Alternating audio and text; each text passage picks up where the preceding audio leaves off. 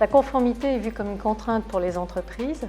C'est un sentiment très généralement partagé par tous les professionnels que j'ai eu à rencontrer dans le cadre de mon étude.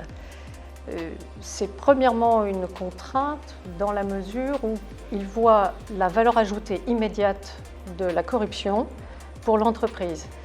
On a pu calculer que pour 1 $ de pot de vin, le retour sur investissement était de 11 $. La conformité est vue comme une contrainte par les entreprises compte tenu des standards extrêmement élevés qui ont été imposés par les textes, notamment Sapin 2.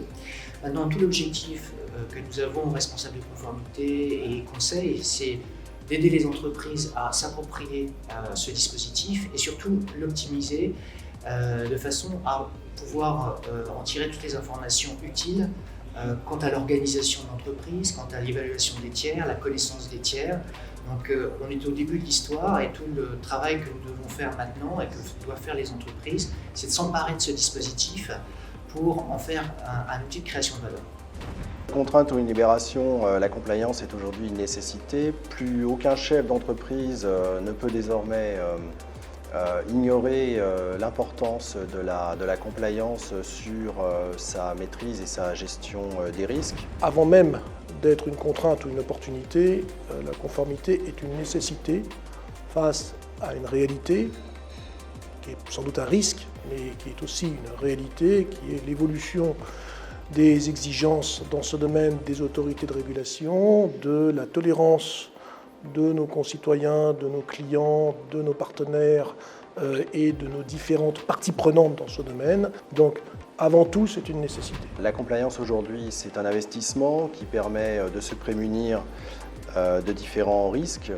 Le risque de ne pas répondre aux conditions, aux exigences d'intégrité d'évaluation que son entreprise représente vis-à-vis de ses partenaires commerciaux. Ça permet également de se prémunir du risque de devoir renoncer ou de perdre des marchés parce qu'on n'est pas jugé suffisamment compliante. Ça permet aussi de se prémunir du risque de se lancer, d'investir des marchés qui ne sont pas totalement sécurisés sur le plan de la conformité. Ça permet également de répondre à la conditionnalité que tendent à développer les investisseurs. Donc ça permet de ne pas compromettre l'accès au financement. Ça permet également de se prémunir des enquêtes, voire le cas échéant des sanctions que les autorités françaises comme étrangères peuvent infliger à une entreprise qui se retrouverait impliquée ou mise en cause dans des faits de corruption. Comme je n'aime pas la langue de bois, je dirais que oui, évidemment, à certains niveaux, en tout cas, la conformité peut être ressentie comme une contrainte. C'est forcément générateur de coûts, c'est forcément générateur de temps et parfois d'une certaine lourdeur. Il appartient néanmoins à la direction de la conformité et à tous ceux, femmes et hommes, en charge de cette fonction, y compris quand ils sont eux-mêmes opérationnels, d'appliquer ces normes de conformité de la façon la plus pragmatique pour pouvoir, tout en respectant la finalité, la rendre compatible avec le modèle de l'entreprise. Alors oui, je crois qu'effectivement, la compliance est vécue comme une contrainte.